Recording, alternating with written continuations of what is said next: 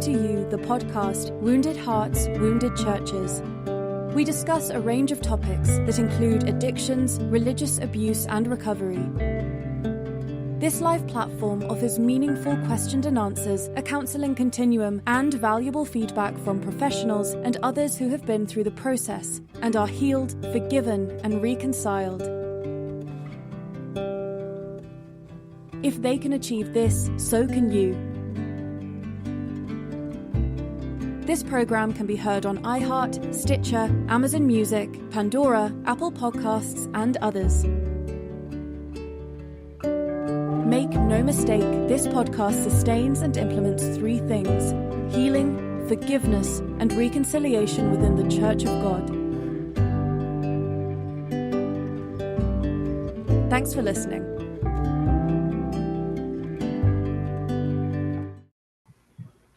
Good day, friends. Thank you tonight for joining us for the new podcast, Wounded Hearts, Wounded Churches. Glad to have you here tonight. And we're just, again, glad you're here to spend time with us for this next 25 minutes. We discuss different topics here, different ideas and traditions and mores. We talk about different topics that include addictions, religious issues. We have a meaningful Q&A and a counseling continuum. We have a staff here that works with us on a weekly basis to get these podcasts out, and we're just glad to have them also working with us. So again, glad you're here tonight. We're blessed to have some folks that work with us. The support staff is so important to us. We have Ken Probes, a minister. He's there in Joplin, Missouri. He's a pastor's son. He was a pilot and did a lot of work in Alaska for years and years, retired. And he's there in Joplin. Glad to have him part of the system here. Also, we have Stella Cabin. She's in her 80s now, has 8 children. And of course, her father was a minister in Church of God. And in fact, she has a nephew that is minister, nephew that's a pastor, and 2 sons that are pastors. So she's really connected with the Church of God as far as minister activities. And of course, Tennille, Miss Tennille, she's our director here, and also founder of Arise magazine. She's also a mom and a wife, and she directs our pathway here on this podcast. And my name is Prince, licensed counselor, founder, and AccuCenter retired. So again, glad to have you here tonight. Friends, we're just excited about podcast in and of itself. Church of God needs to get more involved in these podcasts because globally, 400 million listened in 2023. We have 144 look at podcasts each month, and that's 36 million listen each week. So people are changing to podcasts. I think the reason why, because of the COVID activities that happened, they started to do more of that. So join in with us to be ministers reconciliation. We can be heard this podcast on Amazon, Google. We were number 1 and 2, I think, a month and a half ago. Also on Buzzsprout, Poddash, Podchaser, Amazon Music, Pandora, Review, Apple, Face, SoundCloud. Our director has expanded this to YouTube and Alexa. In fact, I was in here with my Alexa on, talking, and she came on her own when I mentioned Wounded Hearts. So that's exciting to be a part of Alexa, having to bring her up if you have her on. Special guest tonight, friends. We have Torey Flowers, been in Church of God, around Church of God all of his life. His father was a noted Church of God minister. He's employed by the government, and I'm sure you may know him or his family. He's been around for years and years and years. Give Torey a hand for being here tonight.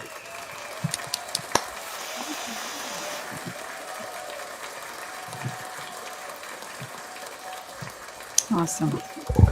So it's good to have him here tonight, friends, and good to be here. And if you want to join in our discussion, feel free. You can text in 1-866-538-3664, 1-866-538-3664. Also, our counseling line is 478-283-9093, Wounded Hearts Counseling Line. If you want to call in, you can. That's 478-283-9093.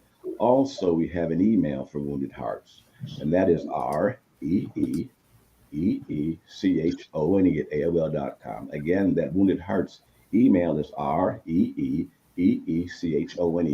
at AOL.com. So again, glad to have Flowers here tonight, and we're just happy to have him with us. Yeah.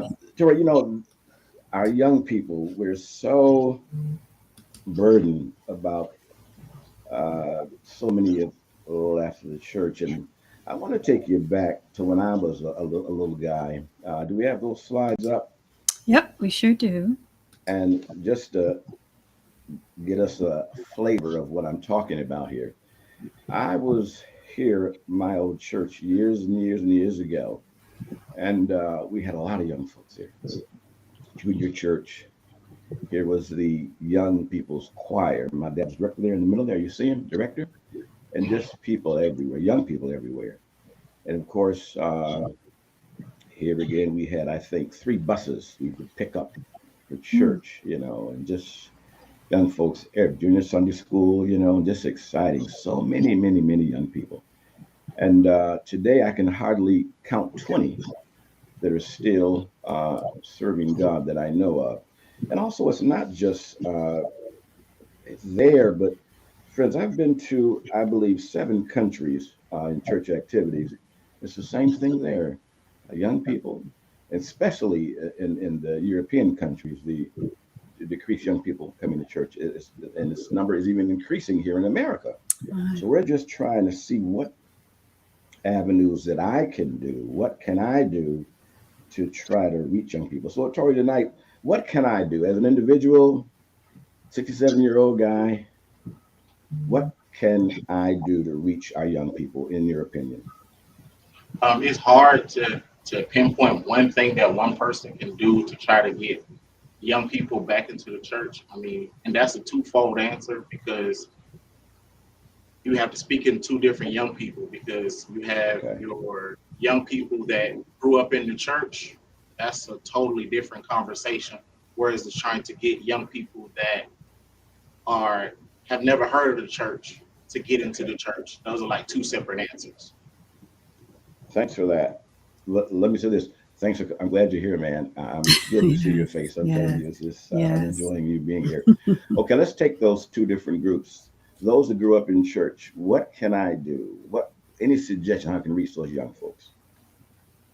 At this point in time, just being all the way 100 is that's me looking at it personally from my standpoint. It's almost Yes, that's impossible because there's so much stuff that has transpired in the church. Like, of mhm, course, I don't hold any grudges or any bad feelings towards anybody because these are the people that I grew up with. These are the people that were a part of my life, and people that are part of your life growing up, they're always going to have some part of your life as you get older, but you just choose what part of your life that they're a part of. mhm. Um, so as far as the kids that grew up in the church, it's like you learn so much about the quote unquote true church of God and how it operates and how you're supposed to live your life and how everything is supposed to run. And then not only that, they also teach you how to uh, basically be able to point out false doctrines and all that different stuff. And then as you get older and you see kind of like, hey, the stuff that I'm supposed to be looking out for in these other churches is kind of happening at the church that I grew up in. And it's not supposed to Mhm. be like Do you think that people have a tendency to leave God in that situation, do you think? Or that. just the church, or I how do don't they do that? I think a lot of people just leave the church. It's not a lot of because you talk to a lot of young people and a lot of especially kids that grew up in the church, they still believe in God. I still believe in God. Like it's not that I left God, it's just that I left the church. But of course, growing up in the church is always gonna seem like you left God because you're not a part of the church. Do the folks that you talk to, are they claiming salvation? Um, it's not a. I don't think it's a thing of claiming salvation. I think it's a thing of finding out what I believe and what I don't believe versus what I was taught and what was drilled into my head. So I Okay. think like I said, I can't speak for everybody, but speaking for myself, it's always been a struggle of what do I know I believe in God, but what actually do I believe in? Because from the time I was 6, this was integrated and pushed into my head, and this is what I learned, and this is what I always thought was right. But as I get older, it's like, wait, something ain't adding up. Any comments, Ron? I do have a comment from Jawan Gibson. He said, the young people who grew up in the church have seen the ones we considered pillars crumble due to hypocrisy and corruption. So they don't want to be a part of an organization that honestly lied to us by not being the example we thought they were. Yeah, I've heard that before. And again, I'm a church baby too. I just showed you pictures of that. But I think in some cases, the young folks that I've talked to, I'm wondering, was their consecration where it ought to have been? Was their prayer life where it ought to have been? Were they claiming sanctification? Because if those were in line, that would have caused an in-depth study to be able to know right from wrong. I can be taught something, like Torey said, it in my mind, but until I learn for myself, That's true. uh, then I can really experience what's being taught. Troy, what are your thoughts on that? I think it's a little bit deeper than that because I think a lot of young people, if you check a lot of Church of God kids now, if you look at their Facebooks and stuff, a lot of them still attend church. They don't attend Church of God, but they still attend church because they still believe in God. But I think after like everything that happened with the church, a lot of people, of course, just wrote the church off because of what happened. But sometimes it causes you to think like, hey, what have I been teaching? And I think in an age of social media and also the access to information, it's hard to, and I hate to say it this way, but it's hard to keep the wool over people's eyes because you can Google stuff and like a lot of the stuff, you can learn a lot of stuff that you were taught that isn't true. But I mean, it's a lot. It's like you can go online and research the person, the king, like the Church of God uses the King James Version Bible. Like you can go online and research King James and figure out what type of person he was. And it's like, okay, I believe in God, I love God, and the church taught me this is the Bible that we're supposed to be reading, and this is the man that God allowed to put together. But all of this stuff happened, or with Black people and Christianity and religion and how religion became a part, how Christianity became part of Black people. It's like you can research a lot of this stuff that makes you think like, okay, cool. Was I really just taught something because somebody else was taught it, or is that actually the truth? Yeah, Tori, some of the people that you've met, were they living a life free from sin consistently? Do you think most of the folks, young people, were they living a life consistently free from sin? Would you consider? And see, it's hard for me to answer that. And the reason why it's hard for me to answer that is because, I mean, of course, we taught in the Church of God to that sin is something you know that is wrong and you do it. That's a sin, and that's different in every person.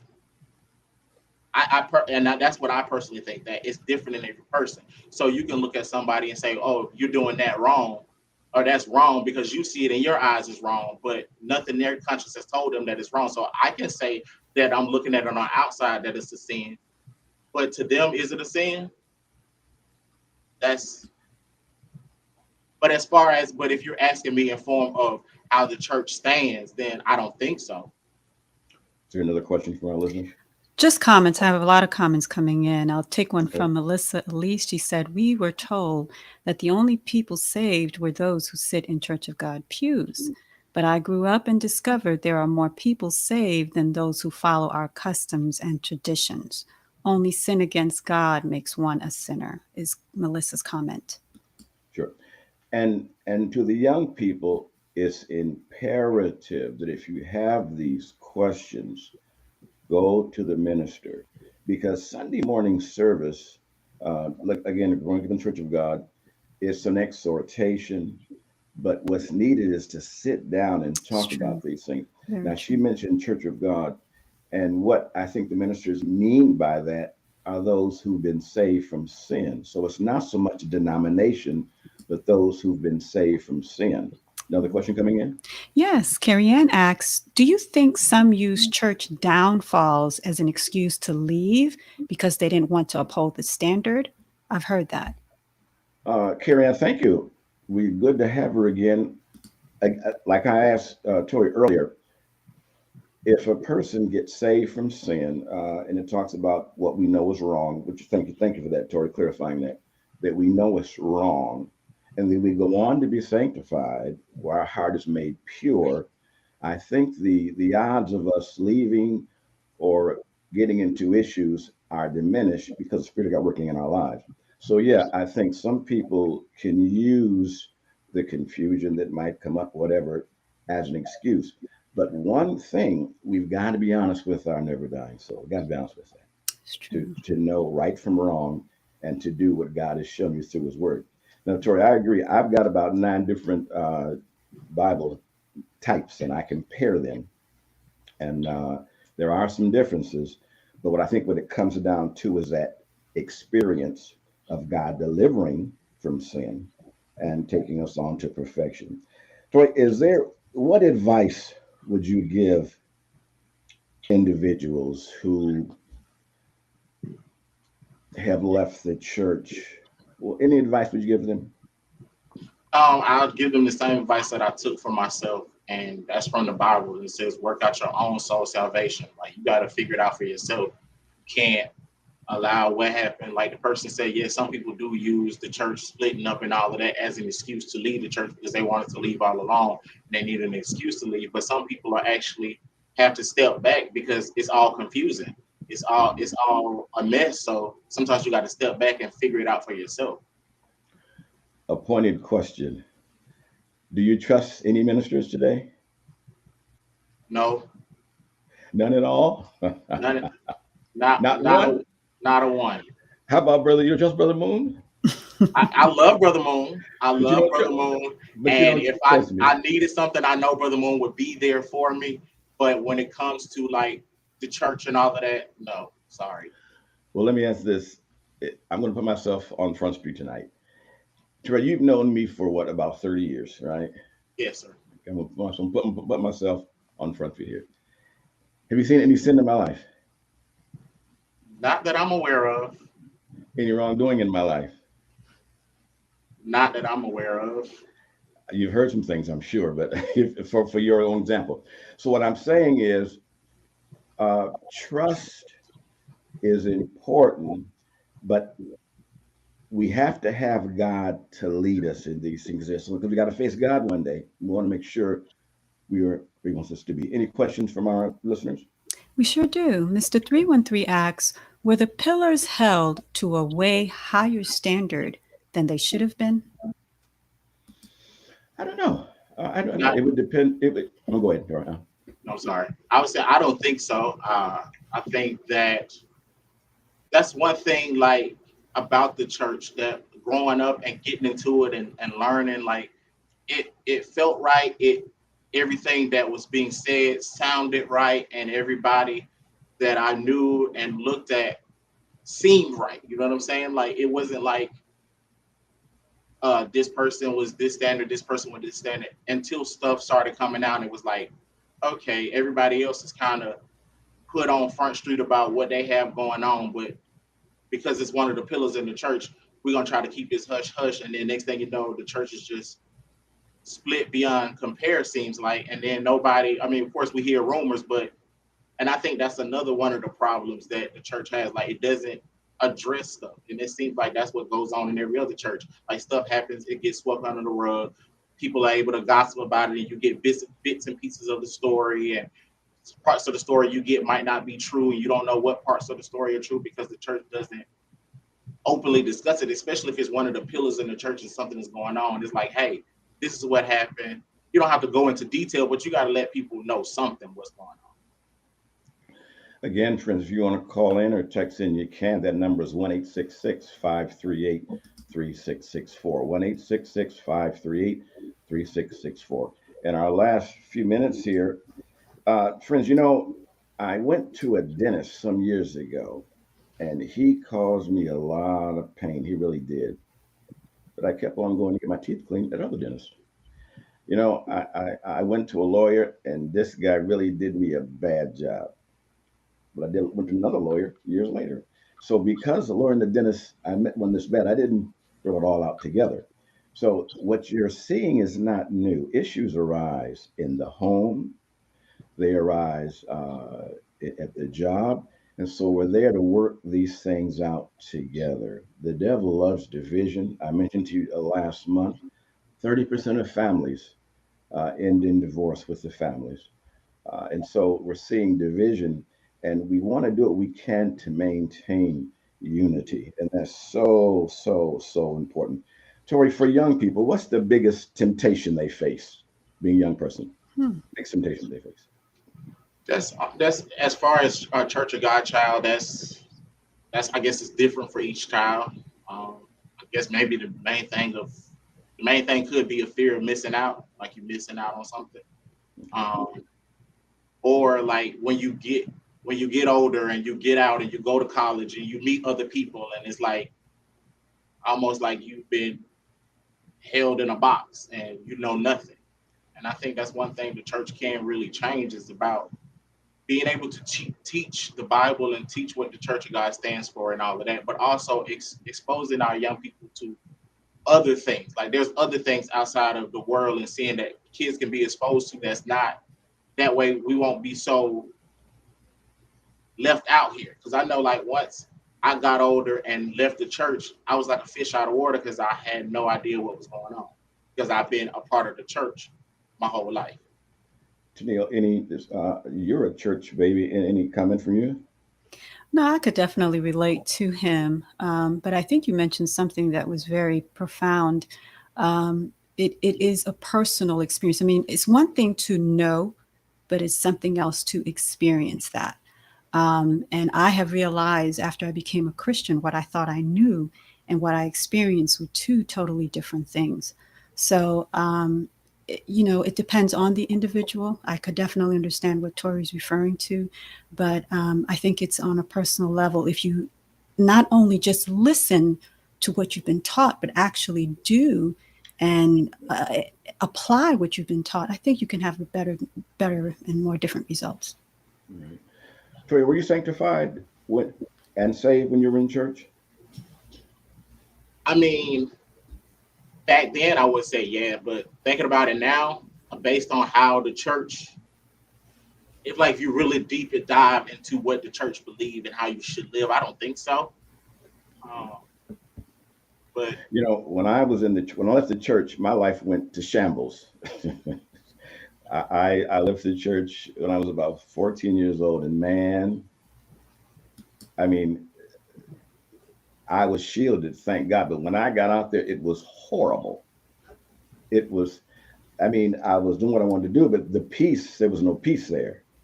Addiction came in, confusion came in, isolation, depression. I mean, it was horrible. And I think some of these young people, man, are facing some tough times right now Yeah, because of that's this. true. Is there any? We had a comment coming in. Oh, wow. We're flooded with comments, but I'll try to keep it Okay. short here. But Melissa, she said, I think many have good intentions.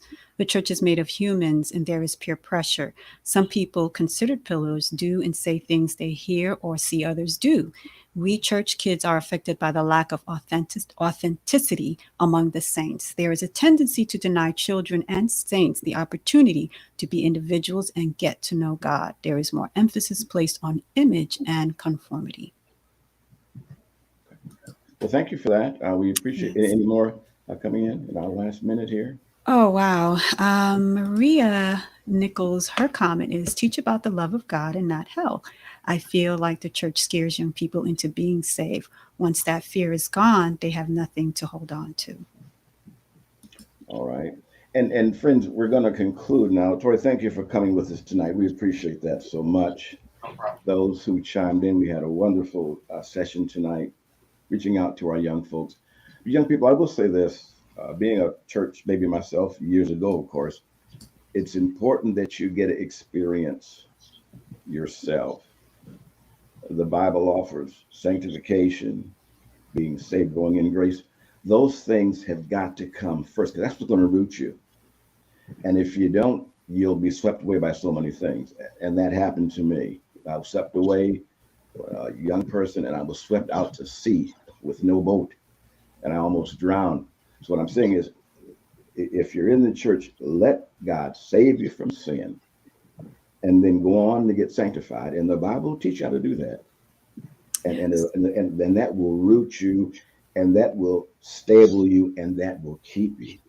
So tonight, if anybody wants to come back to God, I beg you, let tonight be the night to come back to him. If you let men get in your way, they'll get in your way. If you let men affect you, they'll affect you. But remember one thing, God loves you. Amen. And we're here to reach out to Amen. you, to let you know that, and Amen. to try to bring some unity, forgiveness in God's church.